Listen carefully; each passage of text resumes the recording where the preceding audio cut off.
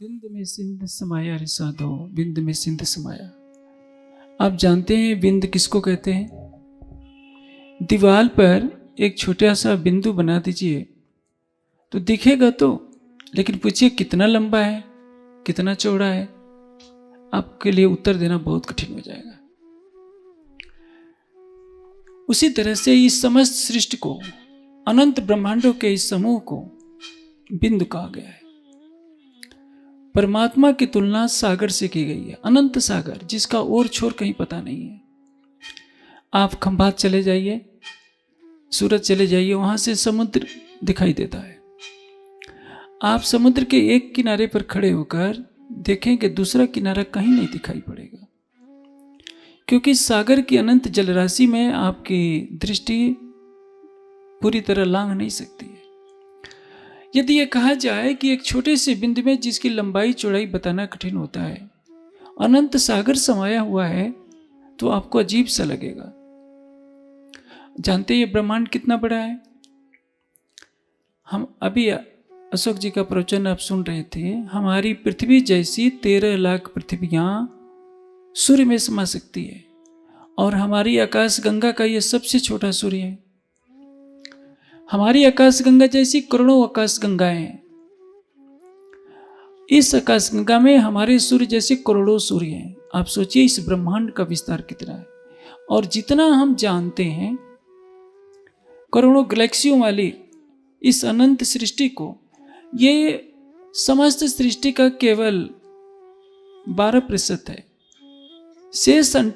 शेष भाग क्या है, 88% क्या है, उसके बारे में सभी मौन है। बड़े बड़े वैज्ञानिक भी मौन है।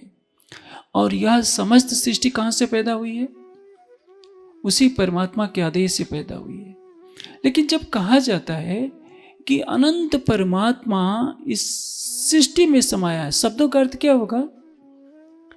बिंद में सिंध समाया रे साधो, बिंद में सिंध समाया, खबर न परी बिंदु पज्या, कहाँ थे ताथे नाम निगम धराया। इस सृष्टि की तो उत्पत्ति हुई होगी, और सभी मानते हैं कि एक परमात्मा के आदेश से सृष्टि की उत्पत्ति हुई है। जब यह सृष्टि नहीं बनी थी, पृथ्वी नहीं थी, तो उस समय भगवान राम का भी जन्म नहीं हुआ था, कैलाश भी नहीं था, तो भगवान शिव भी नहीं होंगे, वैकुंठ भी नहीं था, कुछ भी नहीं था। प्रश्न था कि कौन था?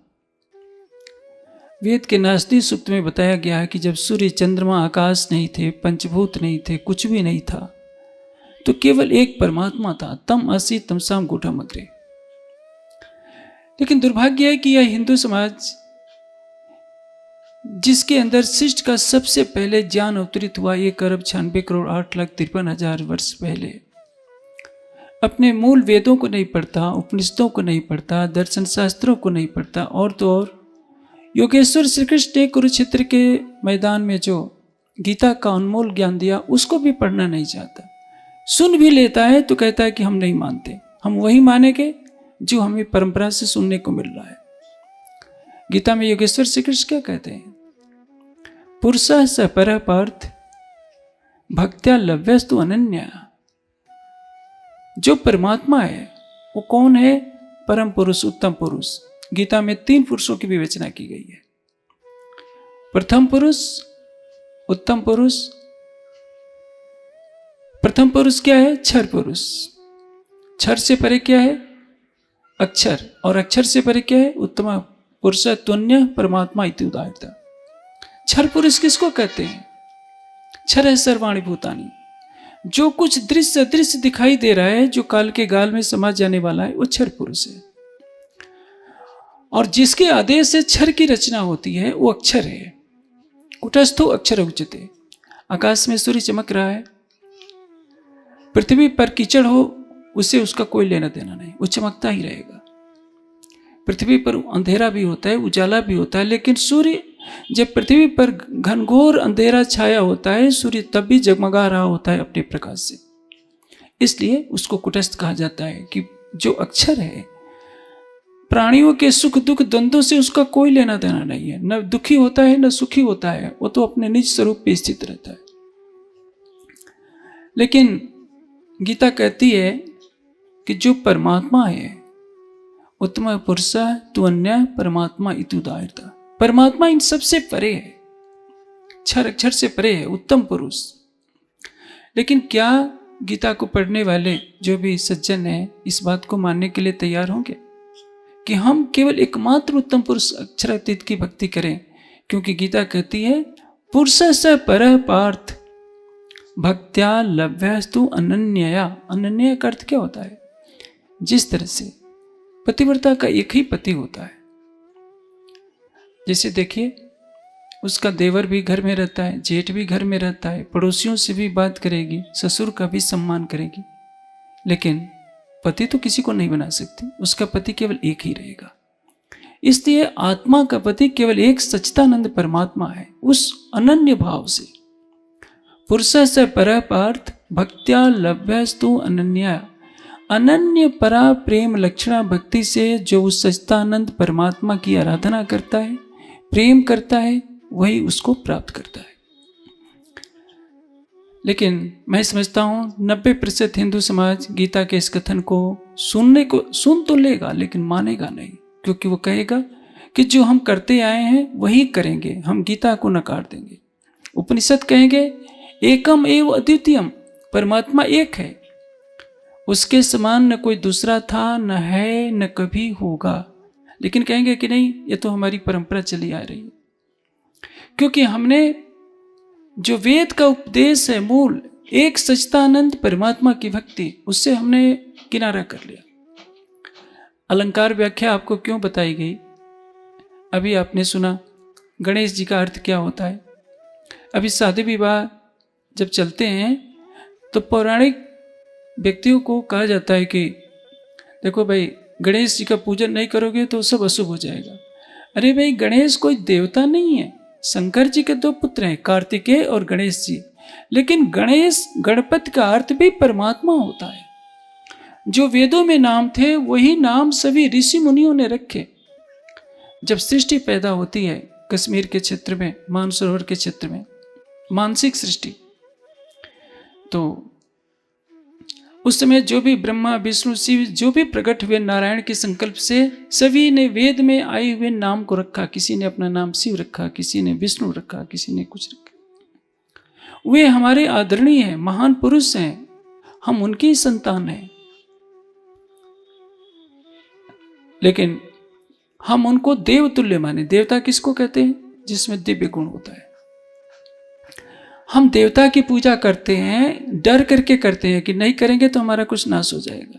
श्रद्धा से पूजा नहीं करते। पूजा और भक्ति में अंतर होता है। पूजा किसको कहते हैं? श्रद्धा रखना पूजा है और अपना हृदय समर्पित करना भक्ति है। प्रेम से अपने हृदय को सौंप देना ये भक्ति कहलाती है। हम जैसे एक घटना सुनाता हूं। सीता से रावण ने कहा कि देखो सीता, यदि तुम 1 माह के अंदर मुझे अपना पति स्वीकार नहीं करती हो तो तुम्हारे शरीर को भोजनालय में मांस के रूप में पका दिया जाएगा।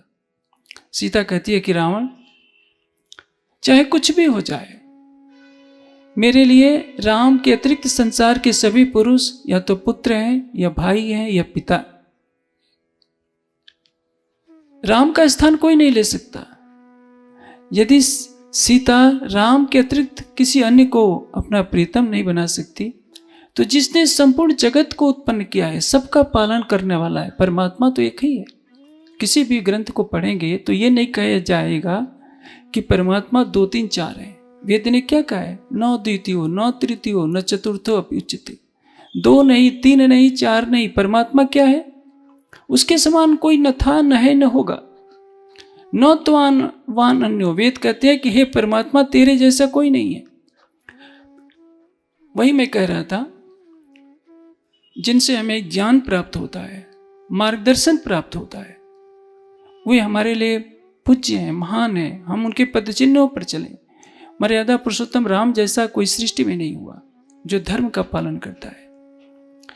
धर्म की मर्यादा का पालन करने के लिए जो वन में जाता है, योगेश्वर श्री कृष्ण जैसा 16 कला संपन्न कोई स्वरूप इस सृष्टि में आज तक नहीं हुआ।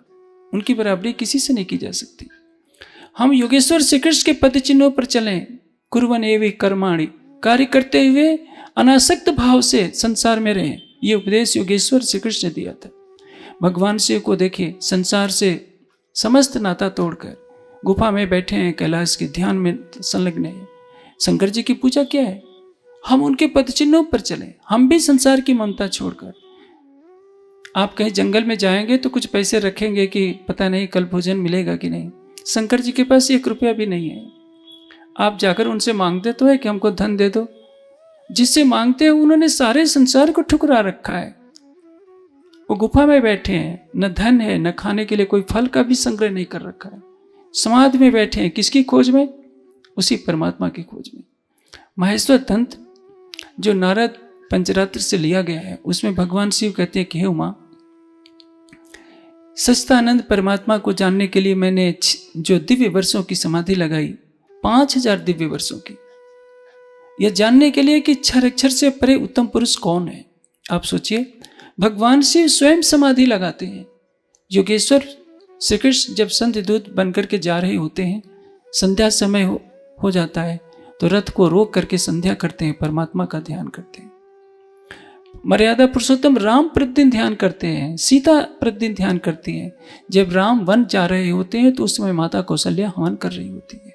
सभी ऋषि मुनि देवी देवता उसी सच्चिदानंद परमात्मा की भक्ति कर रहे होते हैं। इनके गुणों की पूजा होनी चाहिए। चित्र पूजा की अपेक्षा चरित्र पूजा हम करें तो इसको कहते हैं देव पूजा। देव का अर्थ क्या होता है? जिसमें दिव्यता हो, महान गुण हो, जो सत्य का पालन करता है वो देवता है होता है। अब हमारे समाज में प्रचलन है 33 करोड़ देवताओं का। अब देखिए, हम एक आध्यात्मिक सभा में बैठे हैं। हो सकता है कि सभा में कईयों के विचार नहीं मिलते हैं, तो हमें शांति से किसी बात का चिंतन करना चाहिए, उद्विग्न नहीं होना चाहिए। हमारे समाज में एक और बात कहना फैली हुई है जिसके बारे में मैं निराकरण करना चाहूँगा। आप शांति से उसको सुनने का प्रयास करें।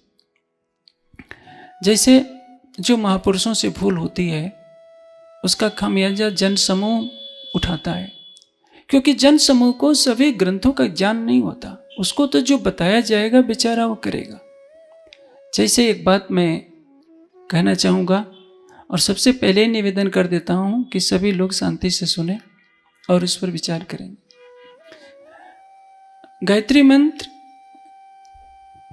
जिसके बारे में मध्यकाल में ऐसी अफवाह का धारणा बना दी गई थी कि यदि शूद्र गायत्री मंत्र का उच्चारण करता है तो पौराणिक ग्रंथों में दंड बना दिया गया था कि उसमें शीशा पिघला कर डाल दो। स्त्री यदि गायत्री मंत्र का उच्चारण करे तो उसकी जीवा काट ले जाती थी। इतना कठोर बधा। गायत्री मंत्र है क्या? परमात्मा की आराधना। गायत्री मंत्र जैसी प्रार्थना संसार के किसी ग्रंथ में नहीं। वेद में सर्वोपरि यदि परमात्मा की प्रार्थना है तो गायत्री मंत्र में है। लेकिन गायत्री मंत्र क्यों कहते हैं?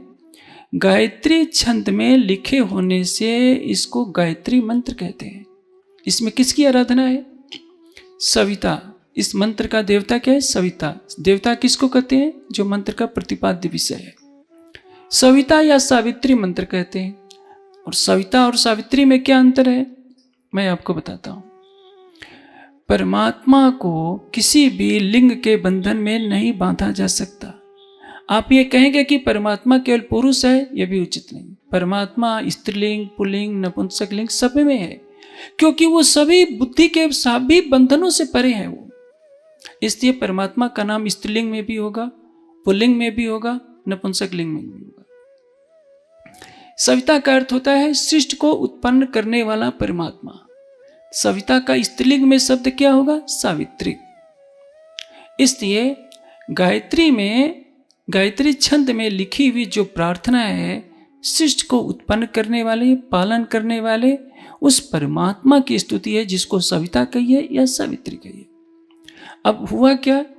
गायत्री छंद की में लिखे हुए इस मंत्र की इतनी महिमा थी कि हर ऋषि मुनि प्रतिदिन संध्या में इसका प्रयोग करता है। विश्वामित्र इसके अग्रगण्य ऋषि माने जाते हैं। इसके अर्थों पर कोई ध्यान नहीं देता, लेकिन जन समूह में क्या धारणा फैल गई कि गायत्री माता है, एक देवी है। जैसे लक्ष्मी है, सरस्वती है, दुर्गा जी है, वैसे गायत्री भी एक देवी है। ऐसे नहीं है। गायत्री कोई देवी नहीं है। गायत्री छंद में सच्चिदानंद परमात्मा की भक्ति लिखी हुई है। जानते हैं वेद में 7 छंद होते हैं, हर छंद के 8 भेद होते हैं जिसको विछंद कहते हैं, और प्रत्येक विछंद के 7 भेद होते हैं जिसको अतिछंद कहते हैं। 24 अक्षर होते हैं गायत्री छंद में, जिसमें 36 अक्षर होते हैं उसको क्या कहते हैं, बृहति छंद। जिसमें 48 अक्षर होते हैं उसको क्या कहते हैं, जगती छंद। और जानते हैं यजुर्वेद में गायत्री मंत्र 4 बार आया है। 36वें अध्याय का जो तीसरा मंत्र है उसमें 24 अक्षर है। ऋग्वेद में 1 बार आया है, सामवेद में 1 बार आया है। अथर्ववेद में गायत्री मंत्र नहीं आया है, लेकिन उस ज्ञान के समूह की प्रार्थना की गई है। इतने सभी धर्म प्रेमी सज्जन बैठे हैं, मैं एक बात पूछूं, आप बुरा भी मत मानिएगा, नाराज भी नहीं होइएगा। माँ बेटे को पैदा करती है कि बेटा माँ को पैदा करता है? माँ से ही तो कोई बेटा पैदा होगा ना, बेटा तो माँ को नहीं पैदा कर सकता। इस प्रकार गायत्री छंद में जो परमात्मा की आराधना लिखी है, उस परमात्मा से वेद प्रकट हुआ है। गायत्री छंद से वेद प्रकट नहीं हुआ है।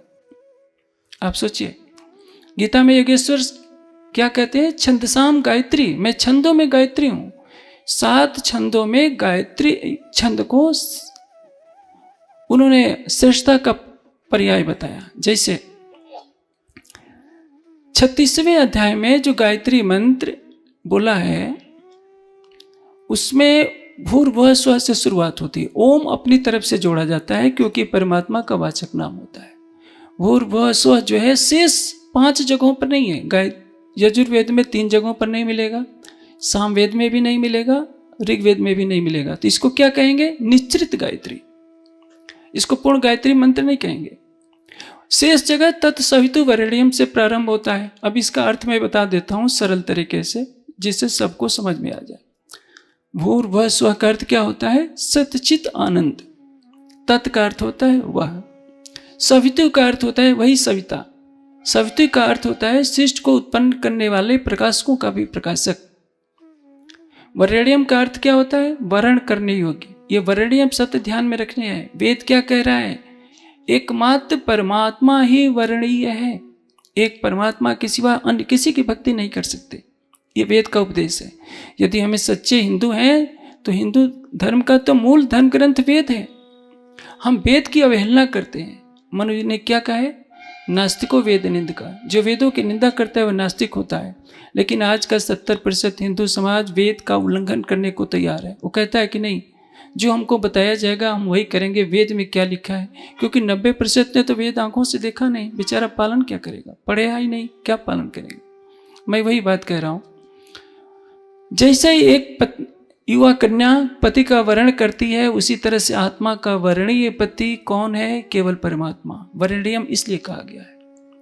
भार्गव परमात्मा का जो तेजोमयी स्वरूप है, देवस्य आनंद स्वरूप जो परमात्मा है, एकमात्र उसी की कामना करनी है जो भूर्भुवः स्वः है, जो सतचित आनंद है, समस्त सृष्टि को उत्पन्न करने वाला है।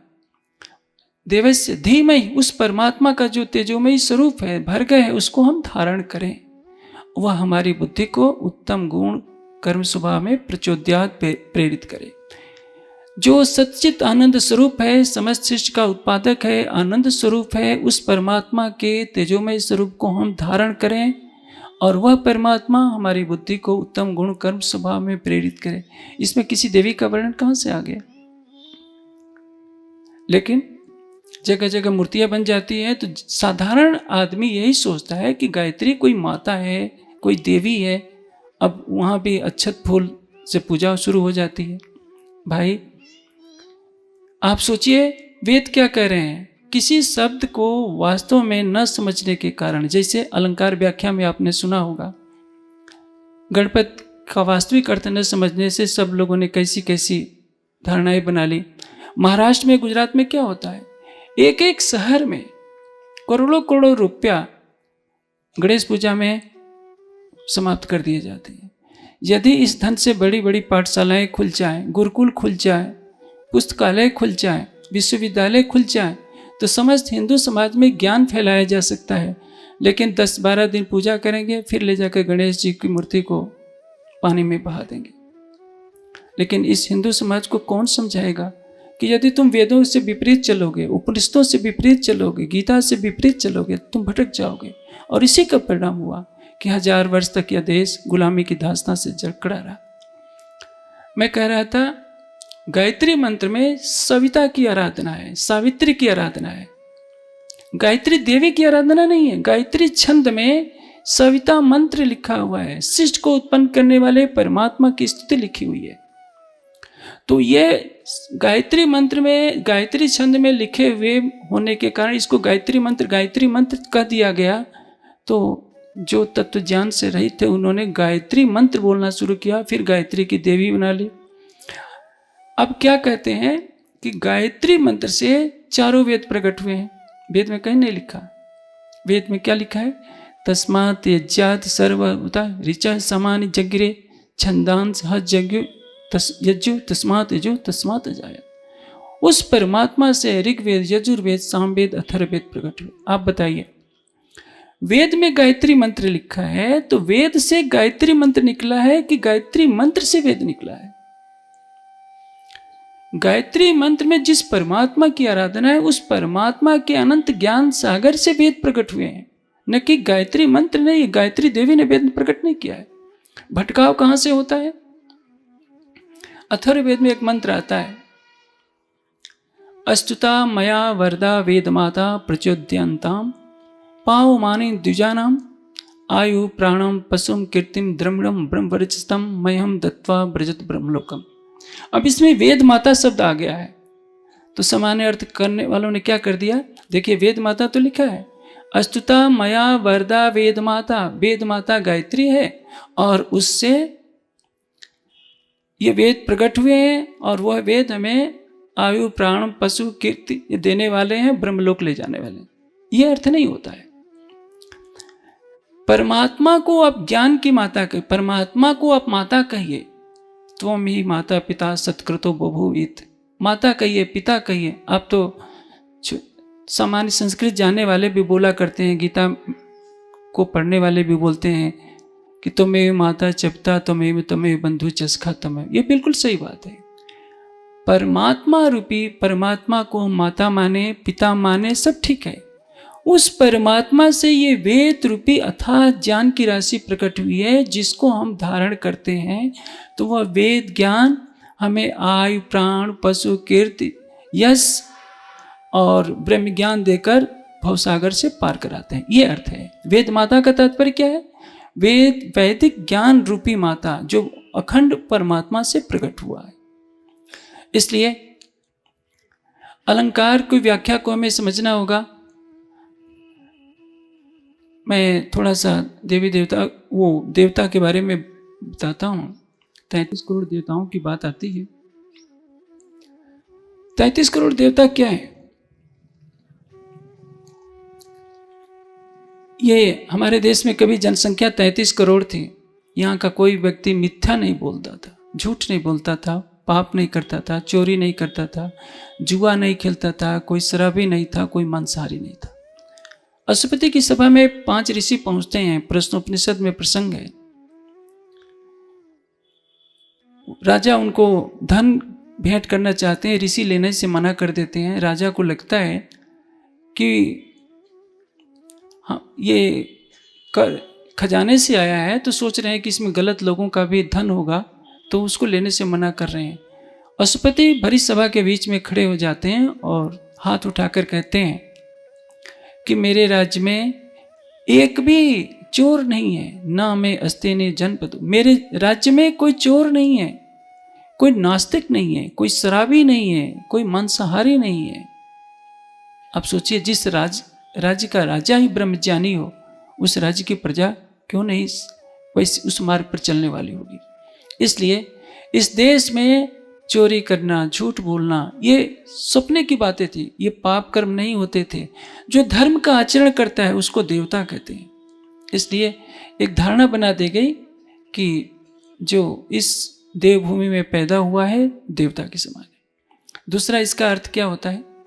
33 देवताओं की बात कही जाती है। 33 देवता क्या है? 8 वसु हैं, अष्टवसु। अष्टवसु 5 तत्व, सूर्य चंद्रमा नक्षत्र। हमारा शरीर भी तो 5 तत्वों का है, ब्रह्मांड भी 5 तत्वों का है। सूर्य के प्रकाश में जीवन पाते हैं। जिन पदार्थों के द्वारा या जिनके द्वारा हमारे जीवन की रक्षा होती है उसको देवता कहते हैं। अष्टवसु 12 आदित्य, वर्ष के 12 महीने, क्योंकि इसी में समय का निर्धारण होता है। एकादश रुद्र, 10 प्राण और 11वां मन जब शरीर से निकलते हैं तो संगे समझी रोने लगते हैं। इनको क्या कहते हैं? ये सब कितने हुए? 31। 32वां देवता क्या है? यज्ञ, जिसको कहते हैं प्रजापति। आप ब्रह्म ज्ञान का श्रवण कर रहे हैं तो आप ब्रह्म यज्ञ कर रहे हैं। ध्यान करना आध्यात्मिक यज्ञ है। आप कृषि भी करते हैं तो उससे अन्न पैदा होता है जिससे प्राणी जीवित रहते हैं, वो भी यज्ञ है। प्राणायाम करते हैं वो भी यज्ञ है। आप यज्ञ की में आहुति देते हैं हवन कुंड में, वो भी यज्ञ है। कहीं द्रव्य यज्ञ है, कहीं ब्रह्म यज्ञ है। जितने शुभ कार्य हैं सभी यज्ञ के अंतर्गत आते हैं। ये 32वां देवता। और 33वां देवता क्या है? अभी बिजली चली जाए तो मेरी आवाज आप तक नहीं पहुंच पाएगी। तो जो ऐश्वर्य का कारण है, 33वां देवता है इंद्र। इंद्र किसको कहते हैं? जो ऐश्वर्य का कारण है। इस विद्युत रूपी इंद्र से ऐश्वर्य पैदा होता है। ये 33 जड़ देवता हैं, इनकी पूजा नहीं करनी है। पूजा किसकी करनी है? जो साक्षात चेतन देवता है। माता देवता है, जन्म दिया है। पिता देवता है, पालन पोषण किया है। आचार्य देवता है, ज्ञान दिया है। प्रत्यक्ष देवता को तो कोई पूछता नहीं। घर में पत्नी है, वो देवी है, पति है, देवता है। जो चेतन देवता है उसको तो कोई कुछ नहीं खिलाता, एक गिलास पानी देने को तैयार नहीं होता। जो जड़ देवता है 56 भोग ले जा करके रख देते हैं।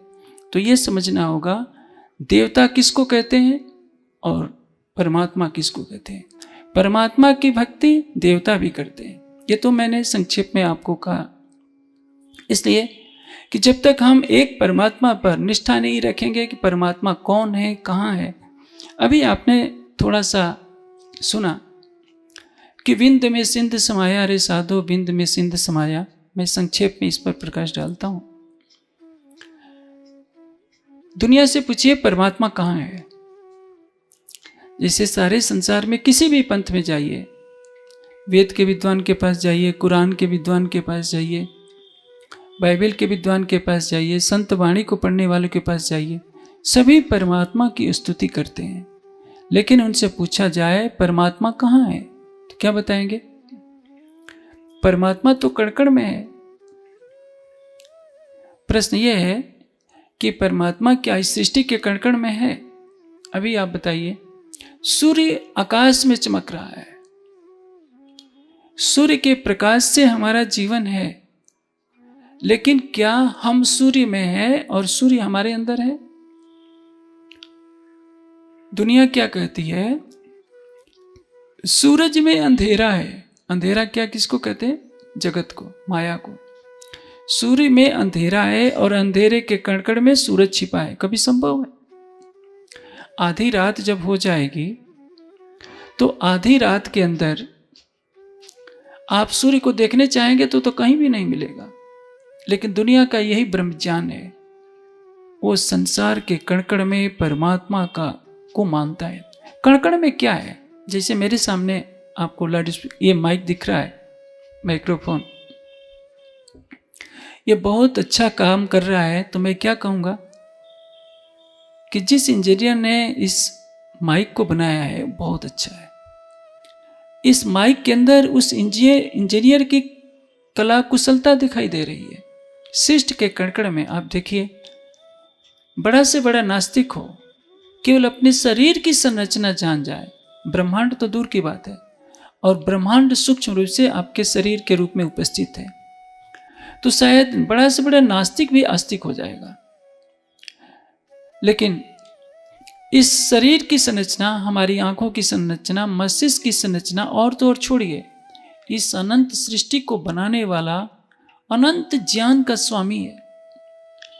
आप देखते हैं कि एक सूर्य के चारों तरफ सभी ग्रह परिक्रमा करते हैं। सूर्य भी गैलेक्सी में अपने केंद्र की परिक्रमा करता है। ये गैलेक्सियां भी सुपर गैलेक्सी के केंद्र की परिक्रमा करती हैं। और यही नहीं, नाभिक के चारों इलेक्ट्रॉन प्रोटॉन परिक्रमा करते हैं, उनके भी सूक्ष्म कण उनकी परिक्रमा करते हैं। आप सोचिए, एक छोटे से अणु में जो नियम लागू होता है वही नियम गैलेक्सी पर भी लागू होता है। कितना बड़े ज्ञान का वो स्वामी है वो परमात्मा।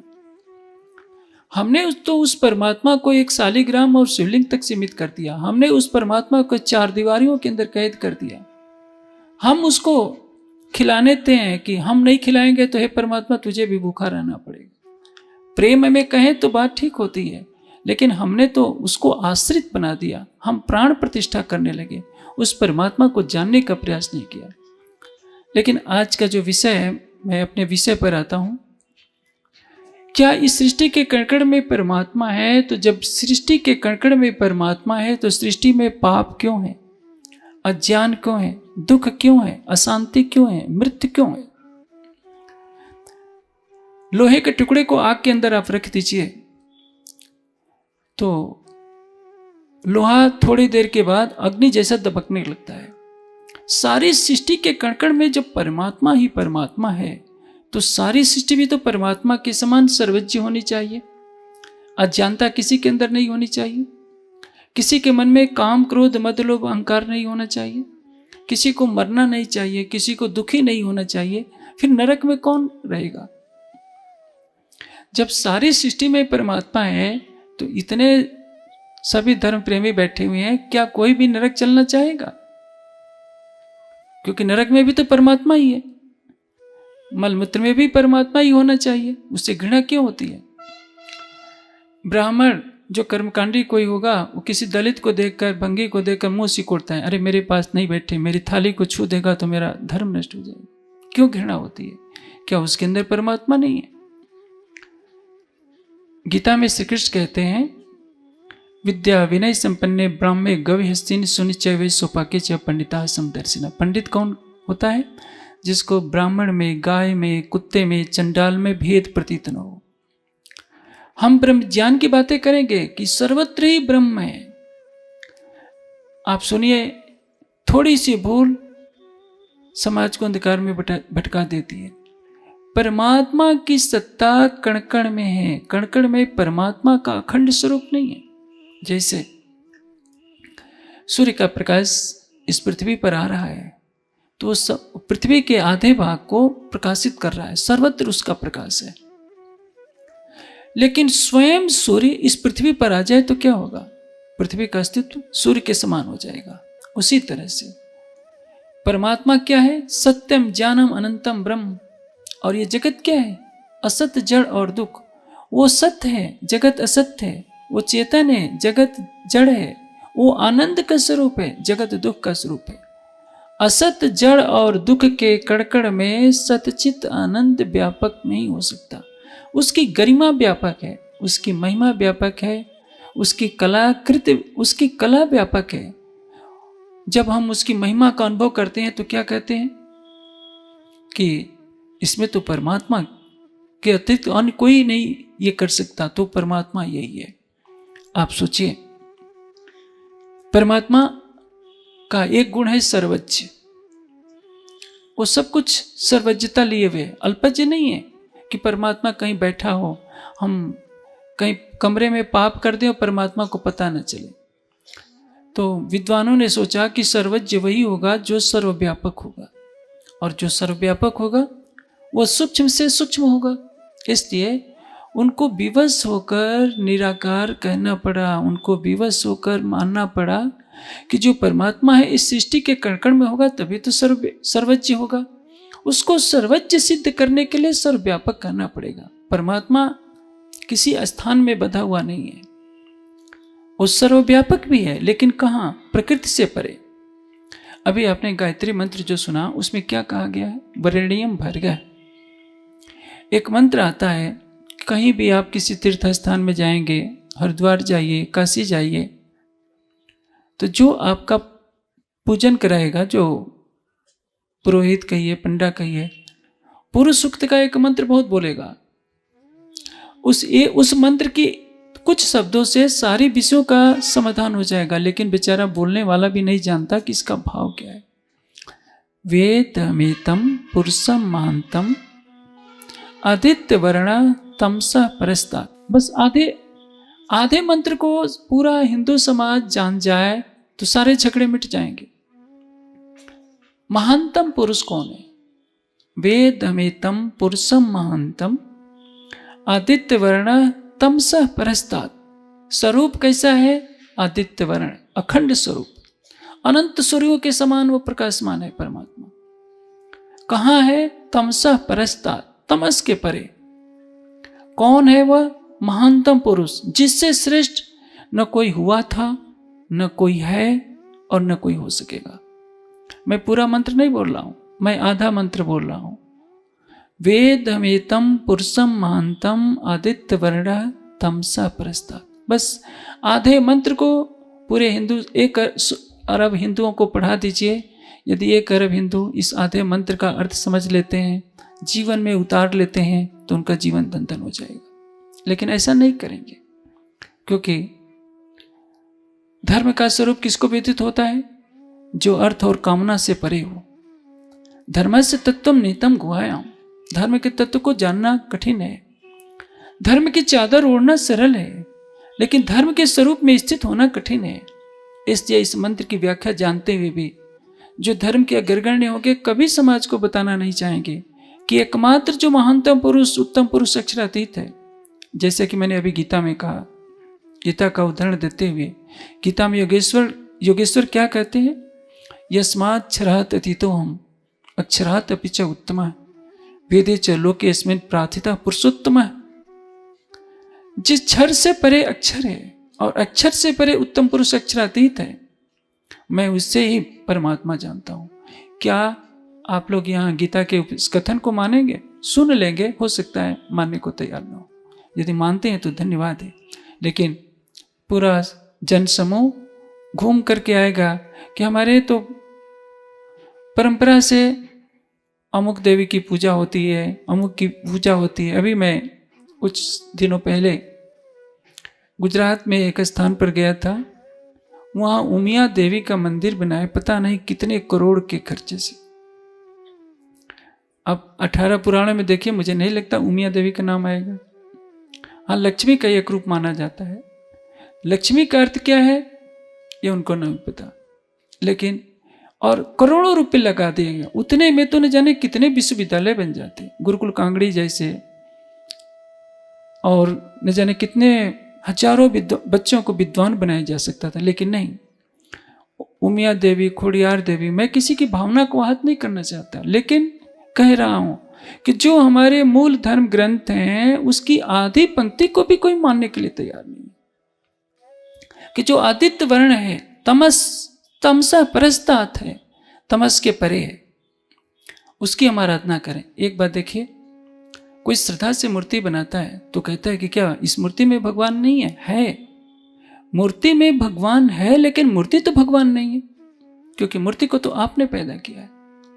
यदि आप 100 मूर्तियां बना देते हैं तो 100 भगवान आप पैदा नहीं कर सकते। मूर्ति में भगवान की छवि को आपने दर्शाने का प्रयास किया है। भगवान की सत्ता मूर्ति में है, मूर्ति में भगवान की छवि को आप दर्शाते हैं। सारी सृष्टि में परमात्मा की कला दिखती है तो क्या कहेंगे? सारी सृष्टि में परमात्मा की सत्ता है। परमात्मा की सत्ता सृष्टि के कण कण में, अणु में, परमाणु में, और परमाणु से भी परे। तभी तो वेद क्या कहते हैं? सभूमि में सर्वता अस्पृत्वा तिष्ठत दशांगुलम। ब्रह्मांड से भी परे है वो परमात्मा। और वेद ने तो सरल शब्दों में कह दिया, तमसा परस्तात्, माया के अंधकार से परे देखिए। मैं शिष्ट के बारे में एक छोटे से दृष्टांत के द्वारा आपको समझाता हूं।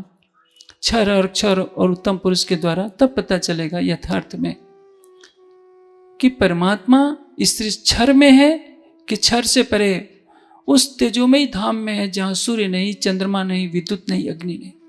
अभी तो हम सपने के संसार में हैं। आपको मैं एक दृष्टांत देता हूं।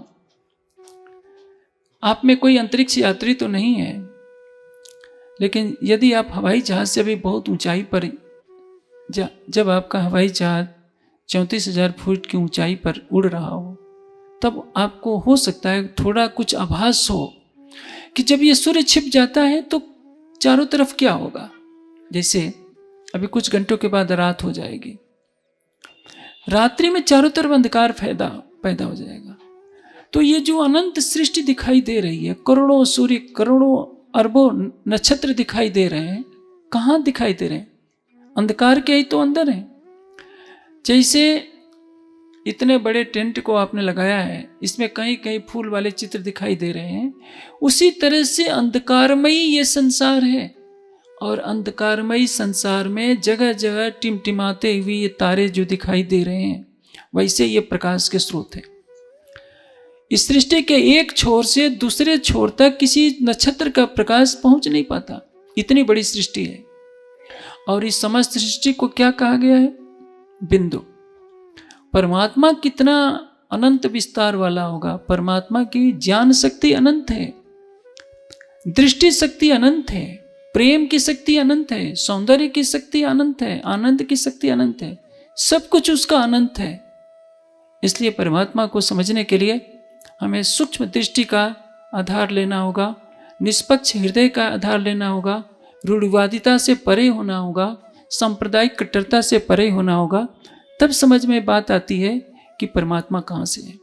मैं क्षर, अक्षर और उत्तम पुरुष के बारे में मैं थोड़ा सा संकेत आपको बताता हूँ। जैसे आपके प्रांत के मुख्यमंत्री का उदाहरण लीजिए, उनके 3 रूप होते हैं। एक रूप में क्या करते हैं वे? अपने बच्चों के साथ हंसेंगे बोलेंगे, पत्नी से भी हंसेंगे बोलेंगे। उनका पोता उनके कंधे पर भी चढ़ जाएगा तो गुस्सा नहीं करेंगे। लेकिन जब वे अपने कार्यालय में बैठते हैं तो उनके पोते को भी उनसे मिलने की स्वीकृति नहीं होगी बिना जांच कराए। उनकी पत्नी भी कार्यालय में सीधे नहीं जा सकती, और वे अपनी पत्नी से अपने कार्यालय की कुर्सी पर बैठकर हंसी मजाक नहीं कर सकते हैं, क्योंकि ये उनका कार्यालय है।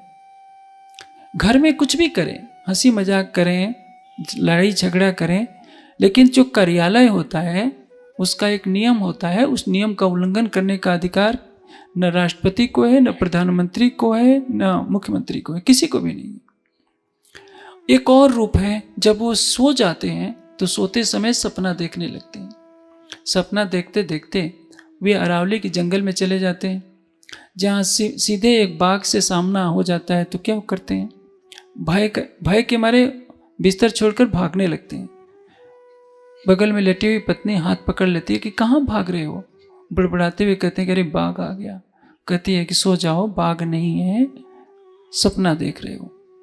आप सोचिए,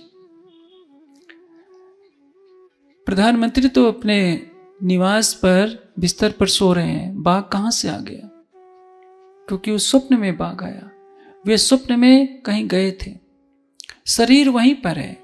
उनकी मन की तरंगों ने एक स्वप्न में ही जगत का निर्माण किया, जिसमें जंगल भी है और बाघ भी है, और बाघ उन पर हमला भी करता है। उसी तरह से ये 3 स्वरूप हैं। जो प्रेम और आनंद में डूबा हुआ है वो कौन है? अक्षरातीत। जो कार्यालय में सत्ता के रूप में बैठा हुआ है वो कौन है? अक्षर। और जब वो सपना देख रहा है, व्यक्ति एक है, मुख्यमंत्री एक है, जब वो सपने में बाघ का सामना करते हुए भय से कांपने लगते हैं तो क्या हो गया?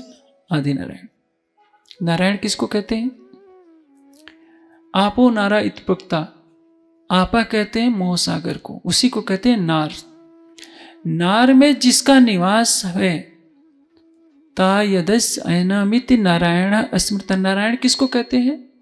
मोह सागर में जिसका निवास है उसको क्या कहते हैं? नारायण। वह मोह सागर क्या है? प्रकृति का कारण स्वरूप, सूक्ष्मतम स्वरूप। जब प्रकृति अपने कारण स्वरूप में होती है तो न ये सूर्य होता है, न चंद्रमा होता है, न आकाश होता है, कुछ नहीं होता है, केवल घोर अंधकार होता है। अंधकार के सिवा कुछ नहीं होता। उसमें अक्षर का मन प्रतिबिंबित होता है। उस मोह सागर में अक्षर कहाँ है? प्रकृति से परे। जहां अक्षर है वहां सूर्य चंद्रमा का प्रकाश नहीं, चांद सूरज को गम नहीं, नहीं पावक को काम, पहुंचे सो आवे नहीं, सोई मुकुंद निज धाम। गीता तो आप पढ़ते हैं, गीता में क्या लिखा है? मैं अपनी तरफ से कुछ नहीं कह रहा हूं, आप ये ना सोचे कि राजन स्वामी मनमानी बातें गढ़ करके कह रहा है। गीता आपका ग्रंथ है, गीता में क्या लिखा है? न तत्र भास्ते सूर्यो न सशंको न पावक यद गत्वा न निवर्तन्ते तद्धाम परमम। मेरा वह परम धाम है जहां सूर्य चमकता नहीं है, चंद्रमा नहीं चमकता, न सशंको, जहां अग्नि का प्रकाश नहीं। उपनिषद में क्या कहा गया? तमेव भांतम अनुभात सर्वम, जहां परमात्मा का ही प्रकाश चमक रहा है, परमात्मा के सिवाय जहां कुछ न हो, जहां अद्वैत स्थिति है, परमात्मा ही सभी रूपों में क्रीड़ा कर रहा हो, उसको क्या कहते हैं? धाम, अखंड धाम। उस अखंड धाम में जहां ब्रह्म का अखंड स्वरूप है, उसके मन की शक्ति संकल्प के रूप में इस मोह सागर में प्रकृति में आती है, तो वो क्या रूप ले लेती है? आदि नारायण का। अब जैसे कोई कपड़े के व्यापारी है, दिन भर कपड़े का व्यापार करता है, रात को सोते समय क्या सपना देखेगा? रात को सोते समय भी कपड़ा ही बेचेगा, और कपड़ा बेचते बेचते अपना ही कपड़ा फाड़ डालता है। आप देखते हैं ब्रह्म किसको कहते हैं? वेदांत का पहला दूसरा सूत्र क्या है? जन्म आदि यस्यतः, जिससे सृष्टि की उत्पत्ति होती है, पालन होता है, संहार होता है, उसको क्या कहते हैं? अविनाशी ब्रह्म। तो जो ब्रह्म सृष्टि को उत्पन्न करने वाला है, मन में लेता है कि सृष्टि बने, उसका मन जब माया के अंदर आएगा, प्रकृति मंडल के अंदर आएगा, तो नारायण के रूप में प्रकट होगा। उसको क्या कहते हैं? उसी को ओम कहते हैं। और अक्षर के जागृत अवस्था के मन को भी ओम कहते हैं। अब वो नारायण संकल्प करता है, एक ओम बहुश्याम, मैं एक हूं, अनंत रूप हो जाऊं, क्योंकि सृष्टि रचना करनी है। अब उसी के संकल्प से परमाणुओं में क्षोभ होता है, कंपन होता है, पंच सूक्ष्म भूतों की रचना होती है, स्थूल भूतों आकाश वायु अग्नि जल की रचना होती है, और परिणाम क्या होता है? अनंत सृष्टि दिखाई देने लगती है। जो अंधकार से पैदा हुई जो सृष्टि है, उसमें ब्रह्म कहां से आ जाएगा? सीधी सादी बात है। सूर्य अंधकार को दूर करता है, तो क्या सूर्य में अंधकार हो सकता है? क्या कोई बताएंगे आप में? और अंधकार के कण में क्या सूरज व्यापक हो सकता है? नहीं। यदि अंधकार के कण में सूरज व्यापक नहीं हो सकता और सूर्य के अंदर अंधेरा नहीं हो सकता, तो सतचित आनंद ब्रह्म के अंदर यह असत जड़ और दुख का संसार कहां से हो सकता है? और असत जड़ और दुखमयी संसार के कण में सतचित आनंद परमात्मा व्यापक कैसे हो सकता है? उसकी महिमा व्यापक है, उसकी सत्ता व्यापक है। कोई कहे कछुए नाही तो ये भी क्यों बनी आवे, जो या में ब्रह्म सत्ता न होती तो ब्रह्मांड न अधखिन रह नहीं पावे।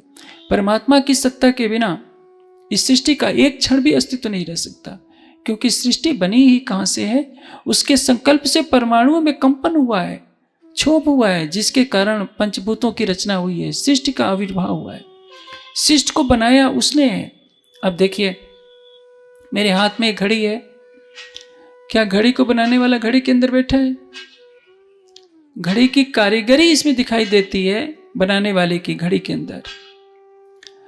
मैं इसको आग में गला दूं, हथौड़ी से पीटूं कि भाई वो इंजीनियर निकल रहा, तो कहां से निकलेगा? क्योंकि अब समय अभाव है, मेरा समय पूरा होने को है, इसलिए उस विषय को नहीं दोहराऊंगा। रात्रि के प्रवचन में इस विषय को पुनः लेने का मैं प्रयास करूंगा, समझ में आ जाए कि परमात्मा इस सृष्टि के कण में नहीं है। परमात्मा कण में उसकी सत्ता है, उसकी महिमा है, गरिमा है, उसका जो अखंड स्वरूप व्यापक है, उस अनंत परम धाम में है। नारायण से भी परे वो बेहद है, हद पार बेहद है, बेहद पार अक्षर, अक्षर पार वतन है, जागिए इनकर।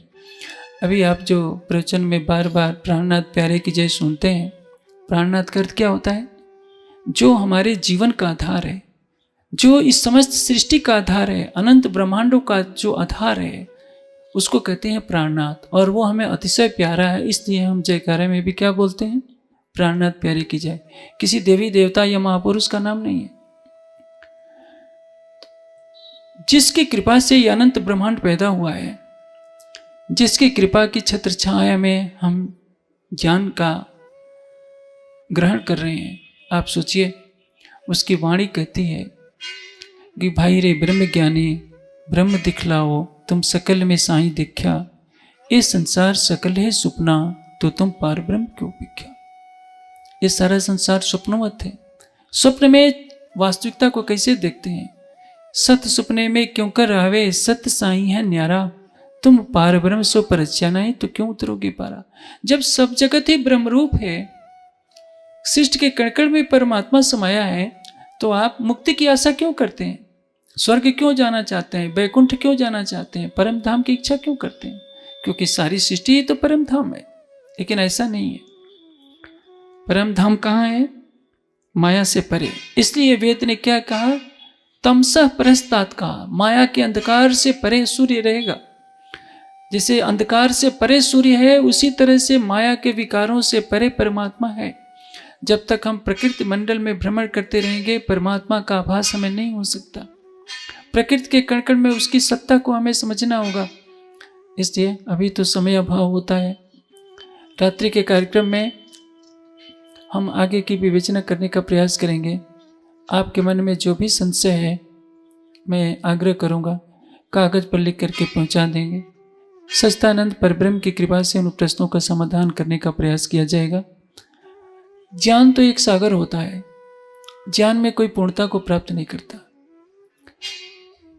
हर मानव का यह कर्तव्य है कि हमारा हृदय ज्ञान की अटूट प्यास लिए हो।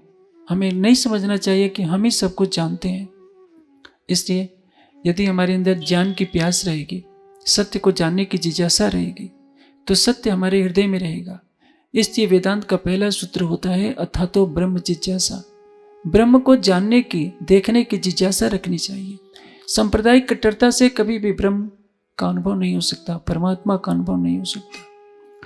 वो अनंत सूर्यों के समान जो प्रकाशमान है, अनंत सागरों के जल से भी अधिक जिसका प्रेम है, जिसका आनंद है, जो शांति का स्थल है, उसको सांप्रदायिक कट्टरता के तराजू पर नहीं तोला जा सकता। इसलिए अपने हृदय को खुला रखकर रात्रि के कार्यक्रम में आप अधिक से अधिक संख्या में आएंगे, ऐसी मेरी आशा है। और अपनी जिज्ञासाओं को भी लिखकर भेजने का प्रयास करें। परमात्मा कौन है, कहाँ है, कैसा है, इन सभी विषयों का समाधान करने का प्रयास कीजिएगा।